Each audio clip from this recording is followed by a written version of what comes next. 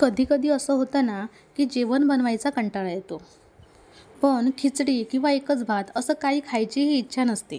तर अशा वेळी अगदी 10 मिनिटात बनवा पूर्ण व्हेज थाळी, तीही कोणतेही वाटण न करता. नमस्कार मंडळी, मी तेजल. आपल्या तेजल्स अँड किचन या आपल्या यूट्यूब चॅनलमध्ये आपलं सर्वांचं खूप खूप स्वागत आहे. चला तर मग आज पाहूया मी ही 20 मिनिटात, फक्त 20 मिनिटात ही व्हेज थाळी कशी बनवली ते. काल रात्री मी हे छोले चणे भिजत घातले होते. आता यातील पाणी निथळून घेऊन 2 वेळा हे चणे व्यवस्थित धुवून घेतले आणि यात 1 ग्लास पाणी ओतून बाजूला ठेवून दिले. हे आपण भातासोबत कुकरला लावणार आहोत. आता दुसरा डबा घेतला. या डब्यामध्ये तूर आणि मुगाची डाळ छोटी 2.5 वाटी घेतली. आम्ही घरात फक्त तुरीची डाळ वापरत नाही, तर तूर डाळीमध्ये मुगाची डाळसुद्धा मिक्स करतो. मूग डाळ पचायला हलकी असते, शिवाय हेल्दीही आहे. ही डाळसुद्धा 2दा पाण्याने व्यवस्थित स्वच्छ धुवून घेतली आणि या डाळीमध्ये 2 ग्लास पाणी घेतलं. यामध्येच 1 टोमॅटो बारीक करून टाकला, 3 मिरच्या तोडून टाकल्या, पाव चमचा हळद टाकली, म्हणजे डाळ छान मऊसूत शिजेल. आता कुकरच्या तिसऱ्या डब्यामध्ये 1.5 वाटी तांदूळ घेतले आणि हे तांदूळसुद्धा 2-3 वेळा स्वच्छ पाणी निघेपर्यंत व्यवस्थित धुवून घ्यायचे. आता हे धुतलेले तांदूळ डब्यामध्ये सारखे करायचे आणि यात पाणी ओतायचं. मी बोटं बुडवून अंदाज घेते, म्हणजे जेवढे तांदूळ असतील तेवढं पाणी घेते. त्यामुळे भात छान मोकळा मोकळा होतो. चला आता कुकर लावून घेऊया. हा कुकर पहा कसा आतमध्ये काळा पडला आहे. यासाठी यामध्ये पाण्यात तळाला लिंबूची सालं किंवा कोकम असं काहीतरी नक्की टाकायचं, नाहीतर कुकर तळाला काळा पडतो. मी काल लिंबूची सालं न टाकताच कुकर लावला होता, म्हणून कुकर लगेच काळा पडला आहे. आता यामध्ये पहिल्यांदा डाळीचा डब्बा ठेवायचा, नंतर छोले चण्याचा डबा ठेवायचा. आता वरती भाताचा डब्बा ठेवूया. हा 9 लिटरचा मोठा कुकर आहे. यामध्ये 3 डबे व्यवस्थित बसतात. आता कुकरचं झाकण बंद करूया आणि गॅसवर ठेवूया. 10 मिनिटातच 3 शिट्ट्या होतील.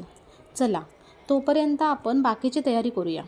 त्याआधी तुम्ही जर आपल्या चॅनलवर नवीन असाल तर पटकन आपल्या चॅनलला सबस्क्राईब करा आणि हा व्हिडिओ आवडला तर एक कमेंट जरूर करा.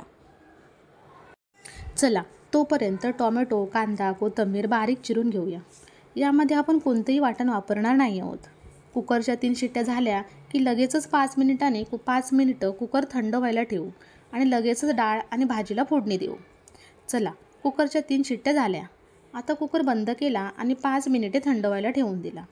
आता कुकर थंड झाल्यावर सावकाश शिट्टी वर करून बघायचं, वाफ गेली का. गेली असेल तर लगेचच झाकण खोललं आणि आता तुम्ही पाहू शकता भात मस्त शिजला आहे. छोले चणेसुद्धा व्यवस्थित शिजलेत आणि ही डाळ पहा किती मऊसूत शिजली आहे. आता कुकर बाजूला ठेवून दिला. गॅसवर एक पातेलं गरम करत ठेवलं. त्यात 2 चमचे तेल ओतलं. तेल गरम झाल्यावर अर्धा चमचा मोहरी टाकली. मोहरी चांगली तडतडू द्यायची, नाहीतर कच्च्या मोहरीची कडवट चव येते. मोहरी चांगली तडतडली की यामध्ये 4-5 लसूण पाकळ्या ठेचून टाकायच्या. 6-7 कढीपत्त्याची पानं टाकली. आता यामध्ये कुकरला लावून घेतलेली डाळ ओतली. डाळीला अशी मस्त चरचरीत फोडणी बसली पाहिजे. डाळ घट्ट वाटते म्हणून मी यात थोडं पाणी ओतते. आता ही डाळ मी दुसऱ्या बाजूला शिजायला ठेवून देते आणि इथे एक पातेलं ठेवून त्यामध्ये आपण भाजी बनवूया. डाळ इथे शिजायला ठेवली आहे. इकडे या पातेल्यामध्ये 1 चमचा फोडणीसाठी तेल गरम करत ठेवलं. तेल गरम झाल्यावर 2 लसूण पाकळ्या ठेचून टाकल्या, 4 कढीपत्त्याची पानं टाकली, 2 दालचिनीची पानं टाकली, 2 मध्यम आकाराचे कांदे बारीक चिरून टाकले. कांदा चांगला तेलात परतून घ्यायचा, चांगला गोल्डन कलर होईपर्यंत परतायचा. तोपर्यंत इकडे डाळीला पहा छान उकळी येते. आता भाजीचा कांदा देखील मस्त गोल्डन झाला आहे. आता यामध्ये बारीक चिरलेला टोमॅटो टाकायचा. टोमॅटो छान तेलात सॉफ्ट होईपर्यंत शिजवून घ्यायचा. आता तुम्ही पाहू शकता डाळ छान शिजली आहे. आता डाळीचा गॅस बंद करायचा आणि वरून कोथिंबीर टाकली. आता टोमॅटोसुद्धा मस्त सॉफ्ट झाला आहे. आता यामध्येच सर्व मसाले टाकून घेऊया. त्यासाठी चिमूटभर हळद टाकली, 1 चमचा लाल तिखट टाकलं, अर्धा चमचा चिकन मसाला टाकला, 1 चमचा आलं लसूण पेस्ट टाकली. आलं लसूण पेस्ट कांदा टोमॅटोसोबत तेलात परतवून छान फ्राय करून घेतली. आता या फोडणीमध्येच कांदा टोमॅटो मस्त फ्राय होऊन वरती तेल सुटलं आहे. आता यामध्ये उकडून घेतलेले छोले चणे टाकले, चवीपुरतं मीठ टाकलं आणि 1 चमचा गरम मसाल्याची पावडर टाकली. हा मसाला फोडणी केली तेव्हा कांदा टोमॅटोसोबत टाकला तरी चालतो. भाजी शिजते तोपर्यंत दुसऱ्या गॅसवरची डाळ उतरली.